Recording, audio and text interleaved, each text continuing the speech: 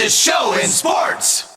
Greetings, true believers, and welcome back into the fastest show in sports. I am your host and your ringmaster, Ed Berliner. Thank you so much for joining us. We have a long way to go and a short time to get there, as we always do. It is a pleasure to begin this show, though, with the single most important thing that happens in sports today. And this involves Major League Baseball. The playoffs are finally here. The World Series is upon us. And when it comes to baseball, across these United States, all these magnificent teams, these wonderful athletes, these amazing moments that we are being handed, only one thing is critically important. Should the Yankees fire Aaron Boone? Yes. Yes. Yeah. Yes. Why? He's a jerk off. If they don't win this year, yes. I think the Yankee fans would like to see someone who doesn't manage off a spreadsheet. No, I don't think so. No, I think we got to stick through the season. Nah, he's not the problem with the organization. I go back and forth. I kind of think they should. Yes. I feel like he could do more. Yeah, I'm saying yes, man. He's been around for a while. We've had so much talent, and we've just wasted so many years. I think you got to win. Yes. Yeah. Any day of the week. They should have yesterday. What other Yankee manager has been here, not a decade yet, but 8 years, and they've gone to one World Series, and have not even won the World Series. They got embarrassed in the World Series, okay? This guy cannot handle a bullpen, and he placates to the players. He coddles them. You need a little tough guy, man. This is ridiculous. This team has not done anything. We need a tough guy. The New York Yankees need a tough guy. Snarl, snarl, ganache, ganache, to go ahead and get in there. That is exactly what captures America every single time this time of year. Although it is interesting to note that among the experts, the analysts, those who truly know Major League Baseball, the New York Yankees fans are gathered by one individual, one man, one person who knows the game inside and out, who decides to wear a T-shirt that talks about an ass. That's right, not just any ass, mind you, but Juan Soto, and the fact that he was a Yankee and he is now a New York Met. That is the important thing. It's always thrilling to see what happens when the New York Yankees fans get excited and get into the game. Aaron Boone, 8 seasons as the manager, 697 victories, a 58% winning percentage. Now, granted, there are those who are going to say that though he has gone 6 out of 8 seasons being first or second in the AL East, he is 24-24 in the playoffs with 0 World Series. Remember, if you're a fan of the New York Yankees, there is nothing more important, nothing, absolutely nothing, the birth of your children, your livelihoods, the paychecks you bring home, the fact that you live in one of the greatest cities in the world. There is nothing as important as being a Yankees fan and winning a World Series. It gets to the point where some people are so captured, so affected by what happens, that they are forced to tell us about their lives. Another bad loss by the Yankees, this time to the Phillies, who, even though I like them, I'm not a fan of them beating my Yankees. Never have been. So when they play the Yankees, screw the Phillies. But we're going to have this conversation about firing Aaron Boone. It's time. I'm sorry. It's time. Need to fire Aaron Boone. No more excuses. Another game full of errors. Another game where they could have, basically won the game. Bullpen is abysmal. And they made a trade today, which is a good trade, but I keep saying y'all need to be patient. But when are we gonna, what's gonna happen? I'm so angry I can't even talk. That's how angry I am. I haven't been this angry since the Knicks lost to the Pacers. And I hate the Knicks. Oh, could you not feel it, America? The rest of the globe? Did you not get drawn in by the sheer emotion of that man that he feels when his New York Yankees lose? Now, of course, all of this comes before the Yankees face the Boston Red Sox in the Wild Card Series playoff. The Yankees fell behind 1-0. They lost the first game. There was absolute panic. Yankees fans everywhere had no idea where to go. They were reliant on key members of the media to bring the real story to them. The insight, the passion, the knowledge, the analysis that would change everything in games 2 and 3. What did I say? You don't get to crochet early and he's going to dominate, and that's exactly what happened in this game. I'm Brian McKeon from Locked On Yankees. A crucial, devastating, absolutely not what you could have lost in game 1 of the series. Aroldis Chapman was dominant against the Yankees. They got owned on the pitching mound, and they weren't good enough on offense. The team showed no fight, and we got to discuss this on the show later. Pulling Max Fried when he was matching Crochet throughout the entire game destroyed the season, destroyed the series. Hopefully they'll be back in game 2, but I don't got a lot of faith. We'll talk to you later.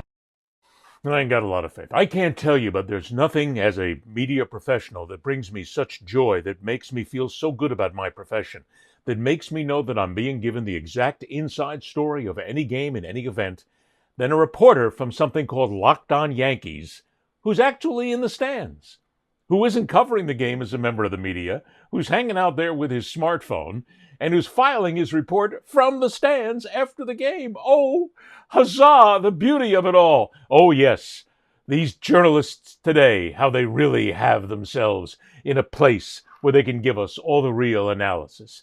This is what it means to be a Yankees fan. Which brings us then to the key point. What is this seething hatred of Aaron Boone? Now, I'm going to go ahead and say, first of all, I'm not a Yankee fan. I was the only guy growing up in New York who was a Mets fan. Everybody else in my neighborhood was a Yankees fan. I don't know why.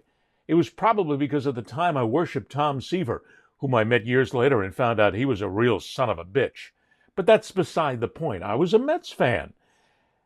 And even then, it was everything Yankees, the Yankees, and they had to win the World Series every single year. Ladies and gentlemen, boys and girls, stop being so unhinged. It's not going to happen. Aaron Boone is not the problem.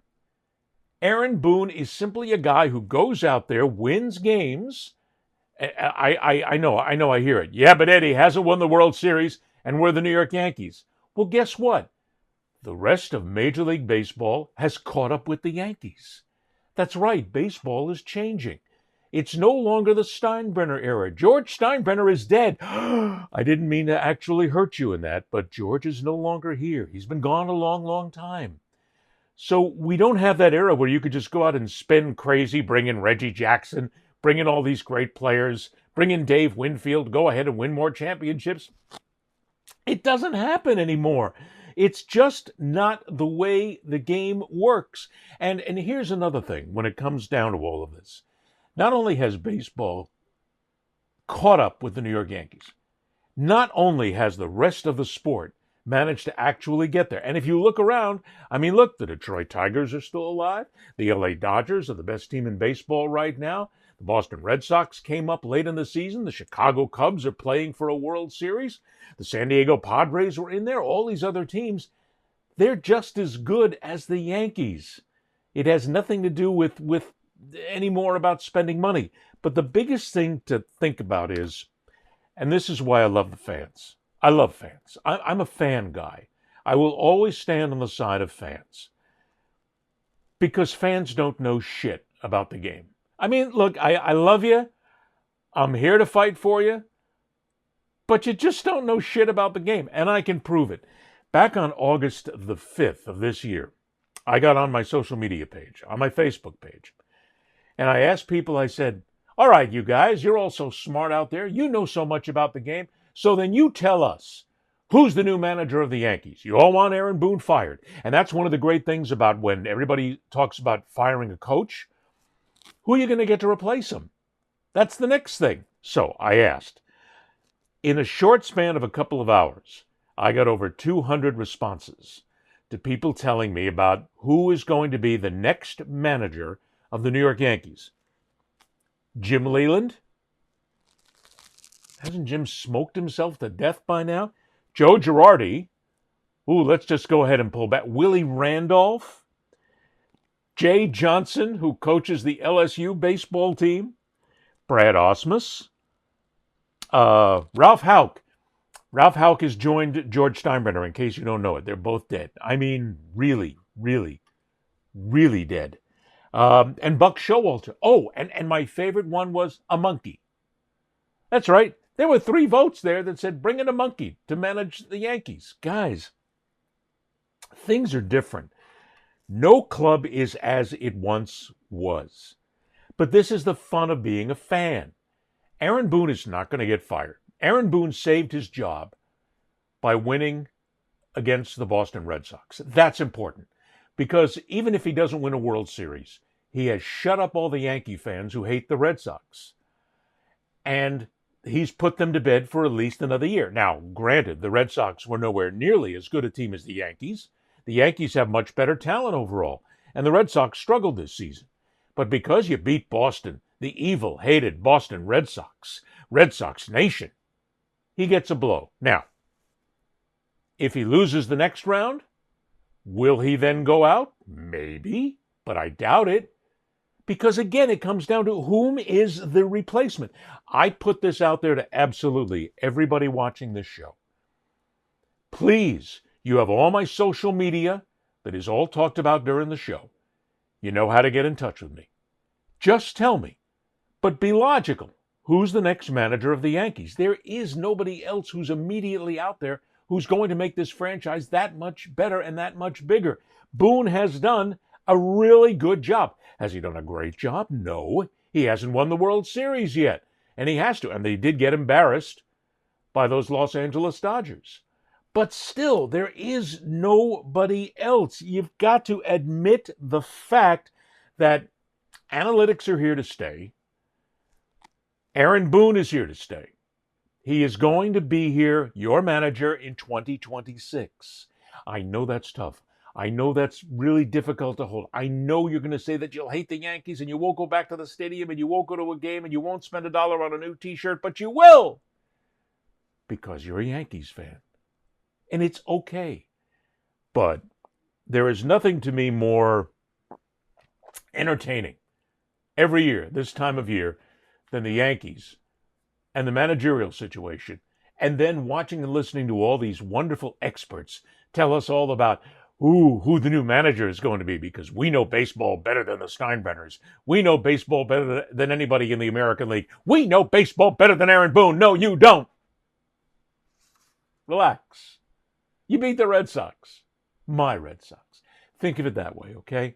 Take some solace in the fact that you walloped my Red Sox. You put them out of their misery. They weren't going to win the World Series this year anyway. It's okay. You know why it's okay? Hockey season starts next week.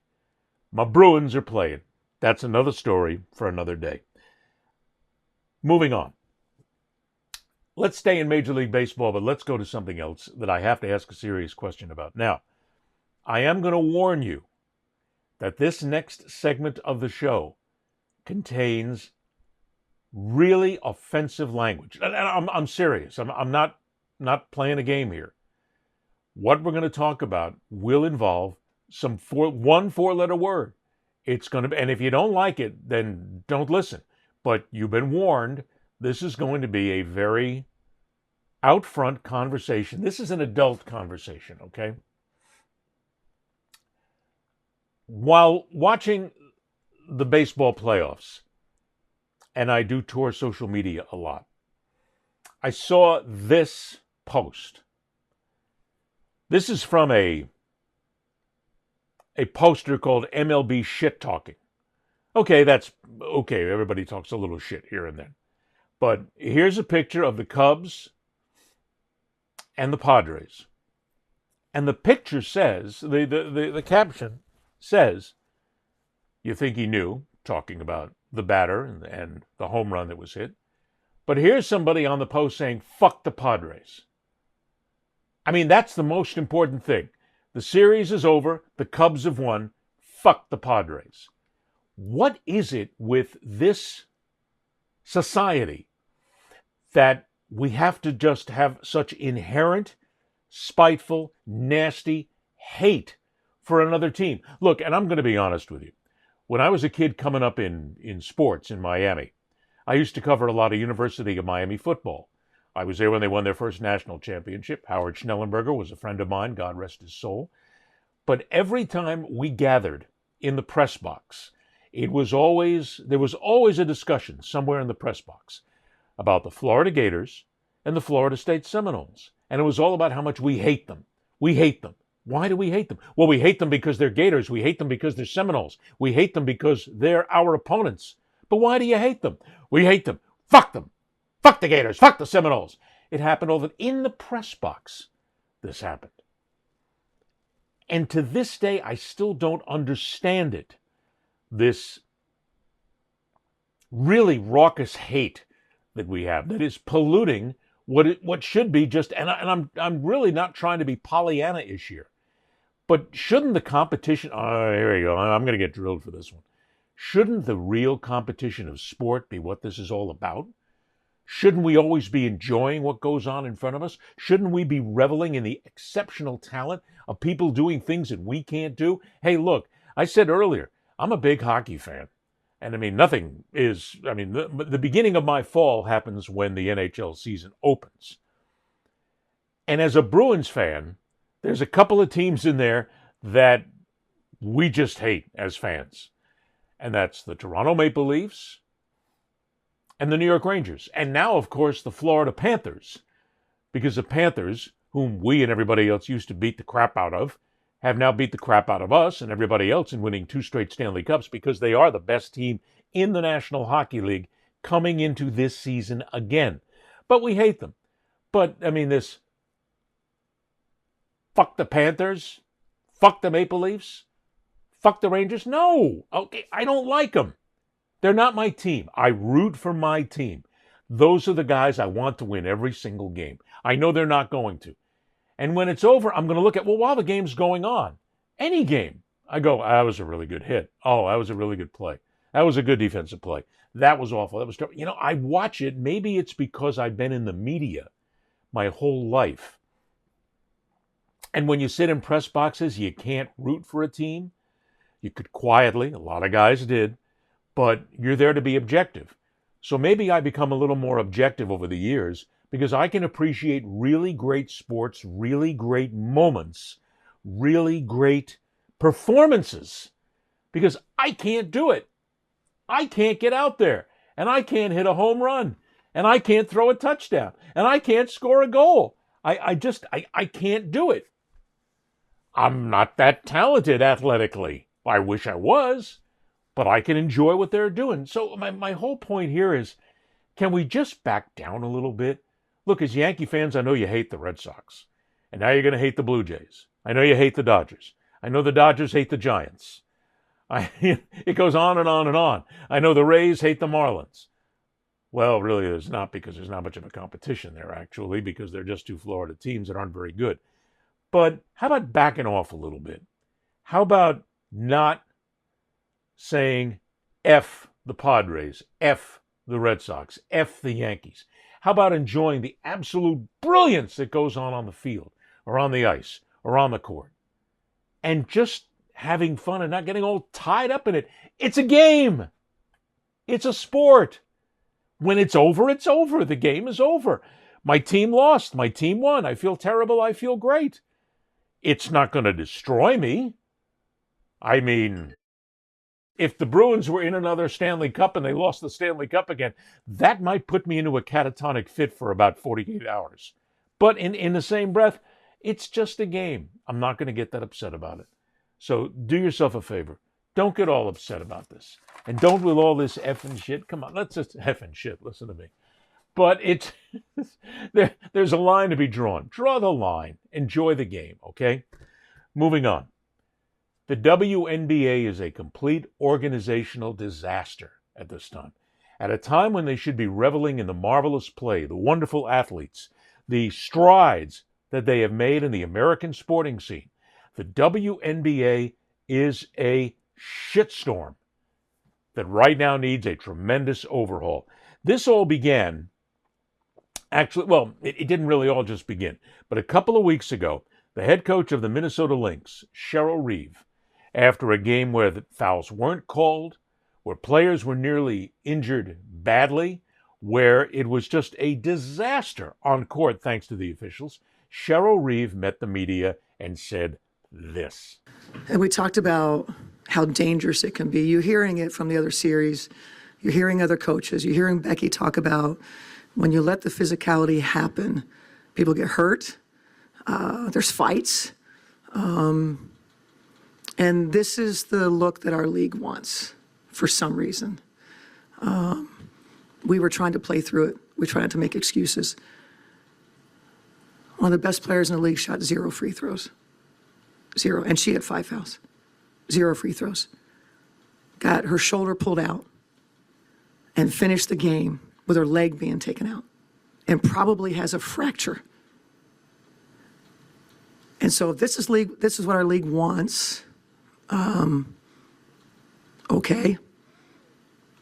But I want to call for a change of leadership at the league level when it comes to officiating. It's bad for the game. The officiating crew that we had tonight, for the leadership to deem those 3 people semifinals playoff worthy is fucking malpractice.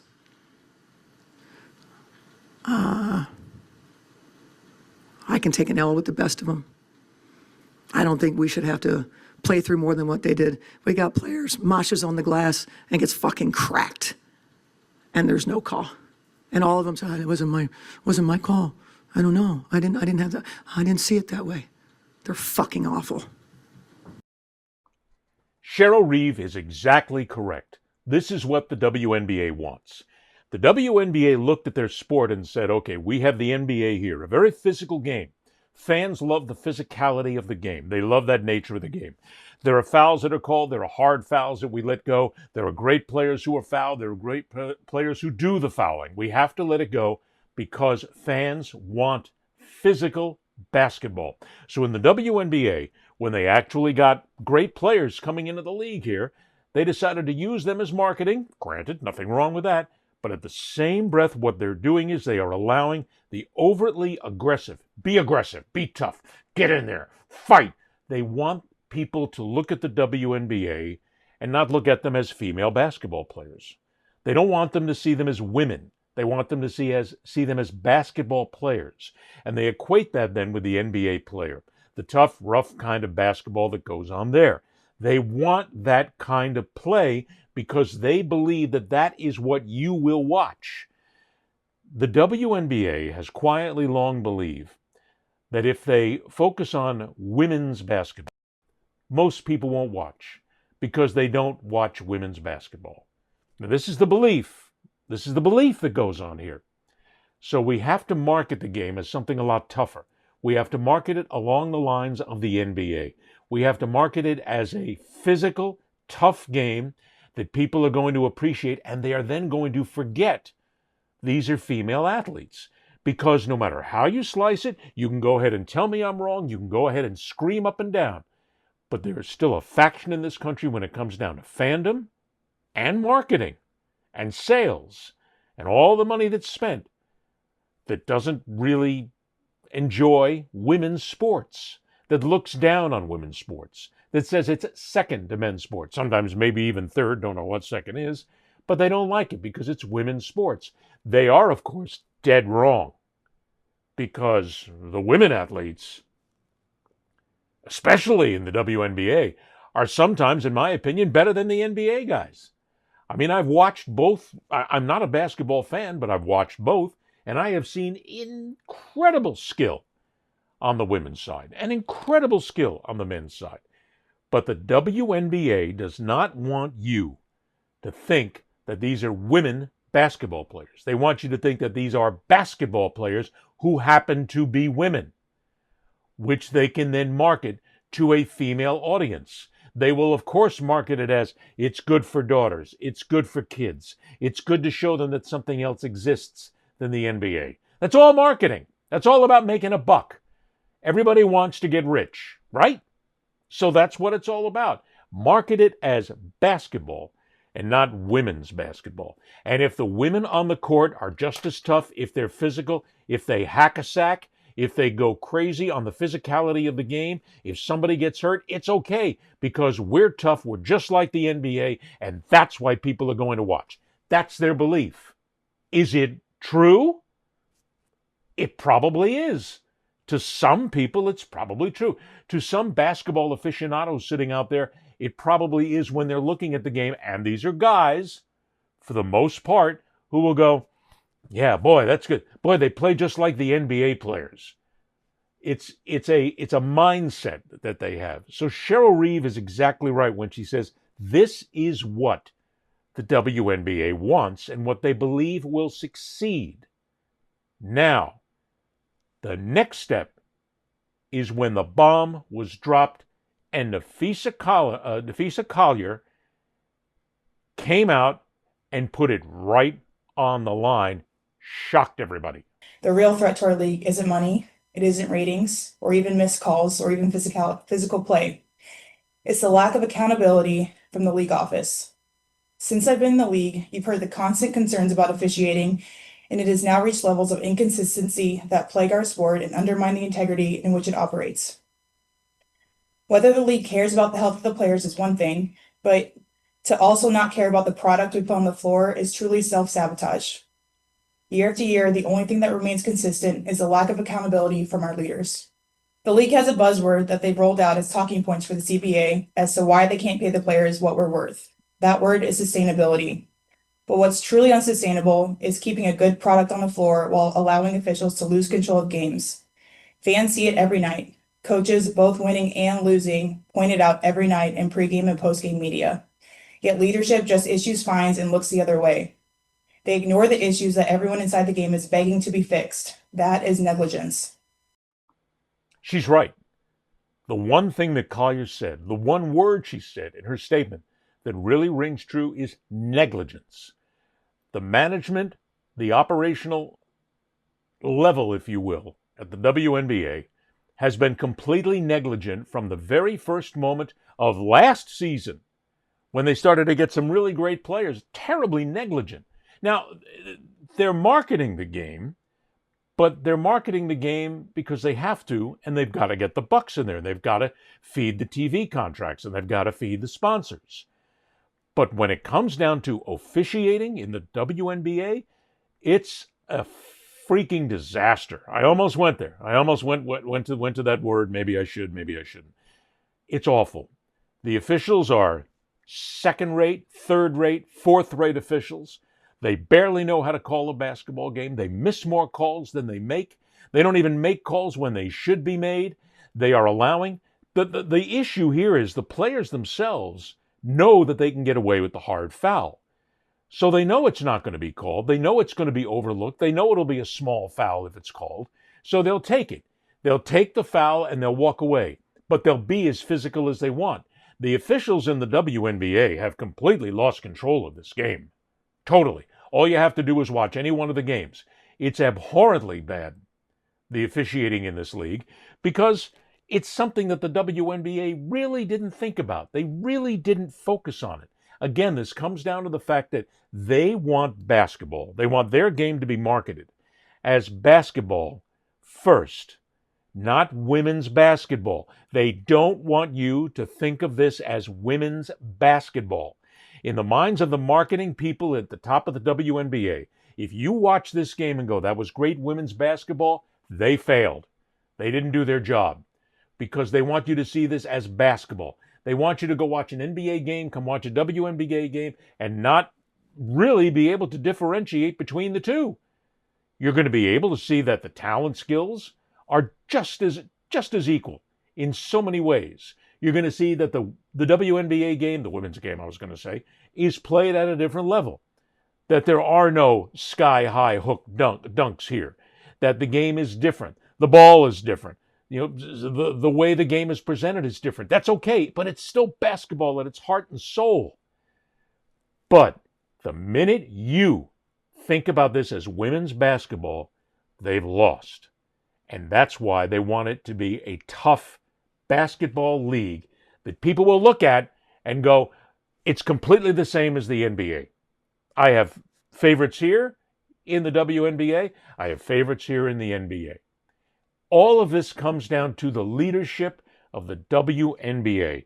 And while Collier dropped the bomb about the officiating itself, when she got around to Commissioner Kathy Engelbert and decided to reveal what a private conversation was between the two of them, all bets are off. At Unrivaled this past February, I sat across from Kathy and asked how she planned to address the officiating issues in our league. Her response was, well, only the losers complain about the refs. I also asked how she planned to fix the fact that players like Caitlin, Angel, and Paige, who are clearly driving massive revenue for the league, are making so little for their first 4 years. Her response was, Caitlin should be grateful she makes $16 million off the court, because without the platform that the WNBA gives her, she wouldn't make anything. And in that same conversation, she told me players should be on their knees thanking their lucky stars for the media rights deal that I got them. That's a mentality driving our league from the top. We go to battle every day to protect a shield that doesn't value us. The league believes it succeeds despite its players, not because of them. Now, did the commissioner say those words? This is a private conversation between the two, and Collier is giving us what she remembers of the conversation. Stop before you tune up. I'm not saying that Nafisa Collier wasn't telling the truth. I'm just saying it's a hearsay argument that we're listening to right now. Now, of course, Engelbert came back and said, I'm sorry that it was misconstrued that way, if you will, that it was characterized in that fashion. She has not come back and said, I never said that. She has not denied it. In some instances, she's correct. All of these great players are great players, but they are great partly because they have the theater to work from. They have the platform. They have the WNBA. They have the professional league. But it's a double-edged sword, because those players are the ones who are making everybody wealthy. And then it comes down to the mini protest, if you will, this season, where the WNBA players are basically saying, pay us what we're worth. Let's examine that for a moment, okay? The WNBA lost $40 million in 2024. That was less than the $50 million the year before. So they are getting better. But the NBA still subsidizes the WNBA. They make up that shortfall of that $40 million. So the NBA is still in there paying some of the freight. The WNBA has got to figure out how they continue to grow and still pay the players more than $60,000 or $70,000 a year. Look, I don't know what the exact contracts are in the WNBA, but I will tell you this. I think they're underpaid.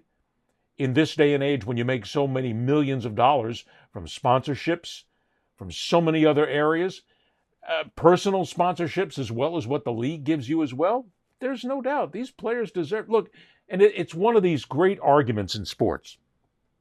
People always complain about what a player makes. Why? What do you care? The only reason that people equate what a player makes to themselves is because they believe that drives up ticket prices. In essence, it does. In essence, in some cases, it does not. Because in some cases, you've got arenas, stadiums that will sell out, and not one ticket dollar is actually going to make money for the franchise.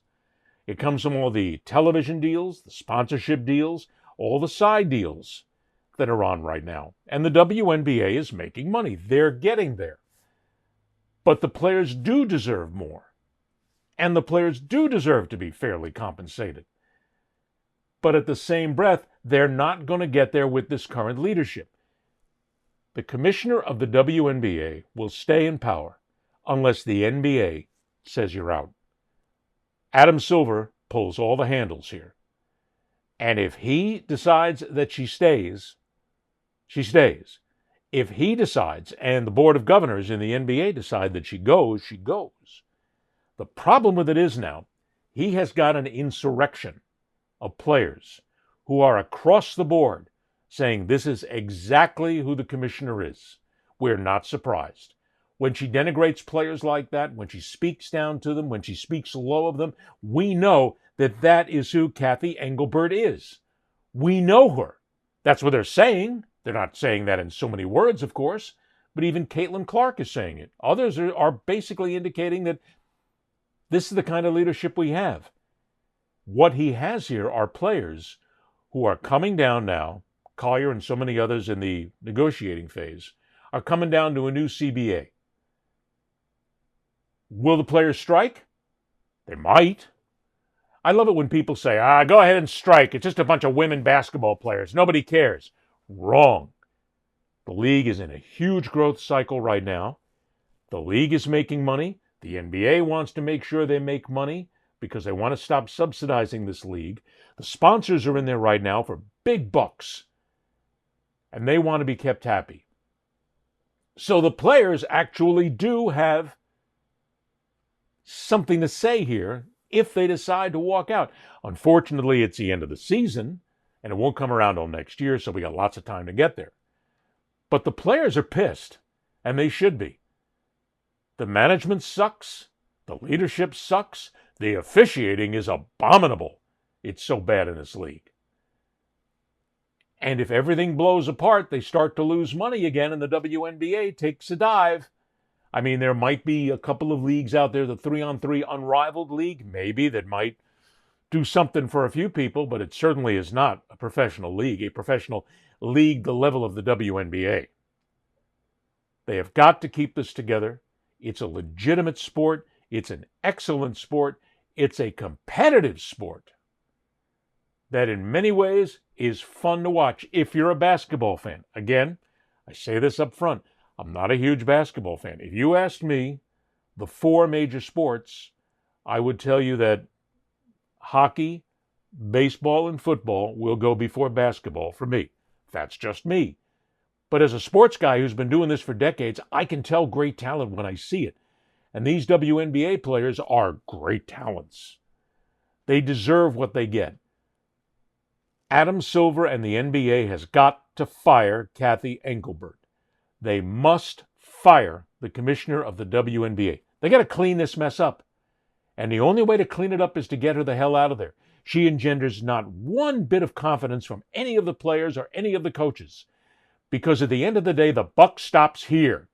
And when it comes to crappy officials, when it comes to bad play, when it comes to a league in desperate need to make money now, at the point where they are right there, WNBA is right there to make the big bucks, really big bucks. You need somebody in charge who is going to push these players on. It is a mutiny from the players. It is well earned. It is well deserved. And the NBA has now got to get together, and they've got to fire her. And the problem with it is, if they leave her in even during the CBA negotiations, that's not going to help. If the NBA truly wants to help save the WNBA, wants to make sure that this league exists, succeeds on its own, and eventually gets off their books, the commissioner is gone. You have to do it. She's proven that she can't handle this league. And that means that she has got to be out. If she stays past the CBA negotiations, it's going to be a nightmarish mess. They need to fire her now. We're doing this show on Friday, October the 3rd. By Saturday, October the 4th, she should be fired. Now, she won't be because it's just the way things work. But when you got players out there who have no confidence, the one at the top has got to go. And now, before it gets even worse. Moving on. Let's move to the National Football League. I am always amused when I see Rex Ryan go off on anything on ESPN. Rex Ryan comes off as this guy who knows everything. People say, oh, he's well connected. Rex Ryan was 61 and 66 as a head coach in the National Football League. 8 seasons, only 2 of them were winners. He's 0-2 in AFC title games. he does not have the winning pedigree that you would look at as being somebody who knows the game. But, okay, he's a Ryan. Let's give him that. Rex Ryan has got a real hard line on Shedeur Sanders. He doesn't like him. He's going to make sure that he pushes him. He's going to make sure that Shedeur, if I didn't know better, I would swear that Rex Ryan is part of the marketing ploy for Shedeur Sanders and Deion Sanders and the whole crew, because he's helping them all make a few bucks, because he's keeping their name right on top of the news. But when it comes to what he is saying about Sanders right now, he's not wrong. I look at Stefanski as one of an outstanding coach, all right?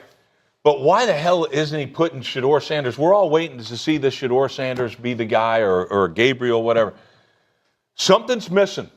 Something's missing with this kid. This kid talks. He runs his mouth like I could be a starting quarterback with his arms crossed like this. Get your ass in the front row and study and do all that. If I know, the whole league knows. Quit being an embarrassment that way. You got the talent to be the quarterback. You should be. You should be embarrassed that you're not the quarterback now. In essence, Rex Ryan is correct, because wasn't Shedeur Sanders one of the greatest college quarterbacks to ever play the game? Wasn't he a member of the greatest team ever to play at the University of Colorado? Didn't he come out with all this natural talent? The kid was going to be a surefire, can't-miss, #1 starter in the National Football League and was going to change the game forever. Didn't we hear that? I seem to remember that, maybe not quite that gregarious, but I do believe things were said like that. He's right. You've got to find out if this kid has got what it takes. Now, the fact that Dillon Gabriel is in there as the starting quarterback for the Browns right now is no shock. Dillon Gabriel was a 65% passer in college, and he had over 3,800 yards at Oregon alone. He's a talented guy. So he is the guy that you give the next shot to, because in many ways, Shedeur is still the young, infantile child, the baby man-child, who is still looking on how to get along in the National Football League. And if anything proved that, beyond the shadow of a doubt, it's how Shedeur Sanders has let Rex Ryan get under his skin. And what happened when Ryan said what he said, and then the media in Cleveland went to Shedeur Sanders and asked for comment. Quarterback.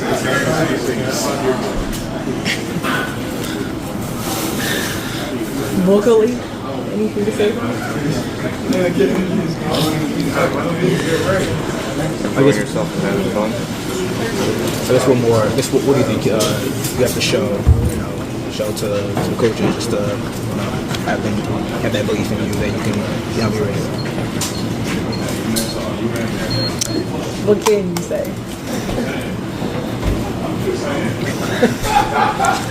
How much has Joe been important to both you and Dylan in terms of your guys' development to this point?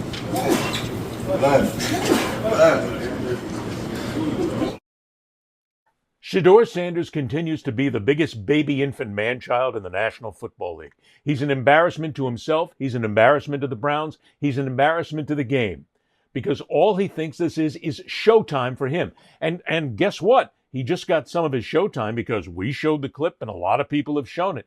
And without doubt, Rex Ryan has gotten under his skin to the point where he feels he's got to do something to one-up him. That's not how you become a leader, a starter, a #1 guy quarterback in the National Football League. It's not how it happens. Here you have a guy who is a focal point. He doesn't say anything about Joe Flacco. I mean, Flacco came into the game, and granted, he's had a terrible season, but Flacco's actually one of the better quarterbacks in the last decade in the NFL, or more. He says nothing to thank Joe Flacco for his help. He says nothing to support Gabriel. He says nothing to support the team. All he does is go on this shitty little mime Marcel Marceau act of his that he knows will get attention, and it draws attention to him. Hey, Shedeur, there's two things here. First of all, before you came into the National Football League, you couldn't keep your mouth shut. You and your father couldn't keep your mouth shut, and that hurt you. That kept you from becoming a higher draft pick. Also, your work ethic didn't help a lot either, because the scouts knew what was going on in Colorado. You needed to keep your mouth shut then. Now, you need to learn how to use your mouth for the proper things to say. You need to be a leader. You need to be part of the game, if you will, the way things are played in the National Football League. I've gotten to this point, and to be honest, I actually had to think twice about doing this on the show this week because I am so sick and tired of Shedeur Sanders. I don't give a damn if he plays one down in the National Football League. I don't care if he ever sees a snap. If he does, let him earn it. Let him become a backup, a starter, whatever it is. But right now, he hasn't earned a thing. Dylan Gabriel hasn't earned a thing. But the team believes that he's the next guy to step up. And he might be. If he's not, then guess what? Shedeur gets a chance. But then Shedeur's got to talk to the media. He's got to talk to people. He can't pull this miming crap that he believes is going to get him more attention. I guess what Shedeur figures is if I keep my mouth closed, I'm not going to get in trouble. Well, the issue is, if you keep your mouth closed, you're looking like a baby. Take off your diaper, Shedeur. Have somebody change it. Get in there, be a leader, be someone that teammates want to be involved in, and stop being a clown.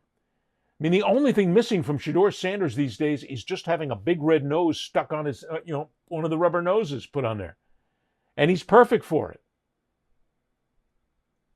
But to be this narcissistic in everything, you're a rookie, kid. You haven't learned, you haven't earned a thing. Get out there and support your team. Maybe he does quietly, but it would have been nice if he would have done it in public at a time when the Browns need all the help they can get. And Rex Ryan, I tell you what. Hey, Rex, keep nailing Shedeur. It's fun. Just to watch you go after him makes it all worthwhile. All right, let's go ahead and move on, shall we? College football, if you will. We got a couple of things. One thing we really got to hit this week. When it comes to college football, there is nothing more important than rivalry games. And the Southeastern Conference has made a decision that will affect rivalry games, but in the bigger stretch, the decision they made within the last month or so, it's all about the money. We've got breaking news out of college football where the SEC will be going to a 9-game conference schedule starting in 2026. Each school will play 3 annual rivals, such as the Iron Bowl, while other 6 games rotating among the remaining schools in the conference. Each team will face every other SEC program at least once every 2 years, and every opponent home and away every 4 years. The SEC now joins the Big Ten and the Big 12 as the power conferences with a 9-game schedule. The ACC is expected to follow suit and add an extra conference game in the near future, per multiple reports. So this comes on the heels of the college football playoff, talking about the current schedule. Strength metric has been adjusted to apply greater weight to games against strong opponents. An additional metric, record strength, has been added to the selection committee's analysis to go beyond the team's schedule strength to assess how a team performed against that schedule. This metric rewards teams defeating high-quality opponents while minimizing the penalty for losing to such a team. I love what the SEC is doing. You know why? Because it takes all these weak sisters of the poor game out of college football. Every single year, we are hit, and I have been harping on this for decades now. Every year, we are hit with the really big programs, the powerful programs, who put these gimme games on their schedule. When I was covering the University of Miami, for many years, it was always FAMU, Florida A&M University. It was a gimme game. FAMU could not compete with the University of Miami if they tried. If half the Miami team stayed home and drank beer, they still couldn't contend. It's simply because Miami has more talent. But they put FAMU on the schedule because it was a win. It was a one. That's all it was. It got them a victory. Nobody cared about the game. The game didn't have any rivalry faction to it whatsoever. FAMU made out like a bandit because all these little schools get paid a tremendous amount of money to play the big guys. But the SEC is now saying, no, we keep it in the SEC, which we consider to be the best conference in college football. And at this point, you've got to play good teams.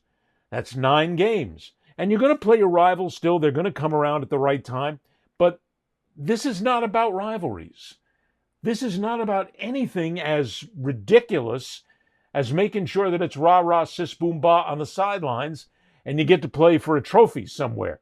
This is about the money. The coaches didn't want to go to 9 games. They didn't want to play an extra tough game.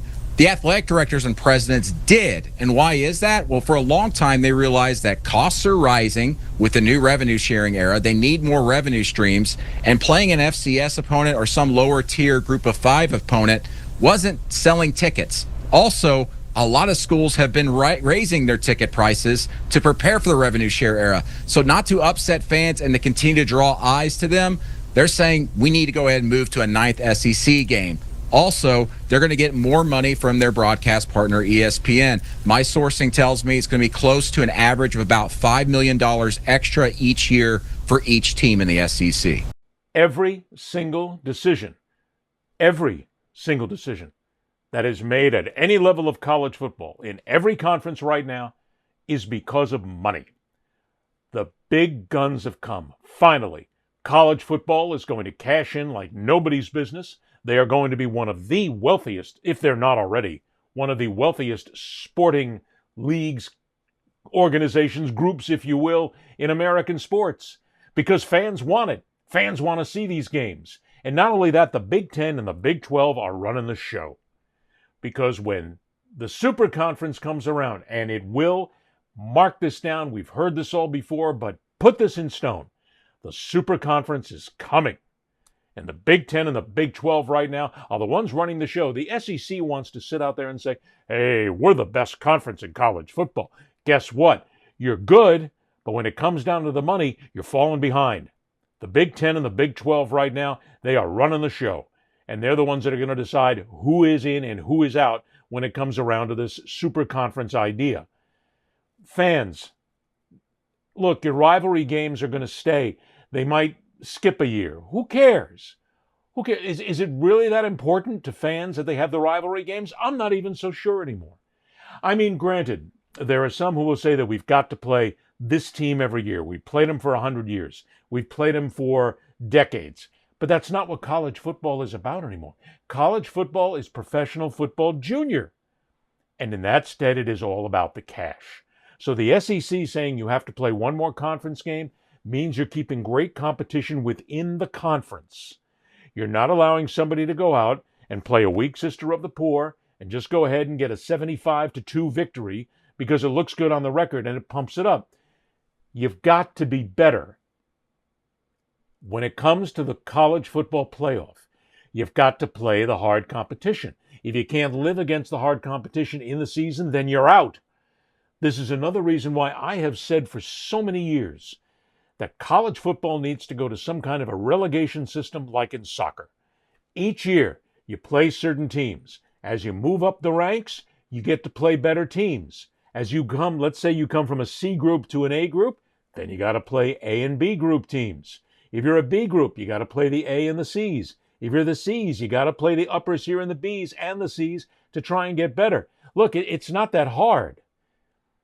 But you're going to have to play on schedule now, more than anything else.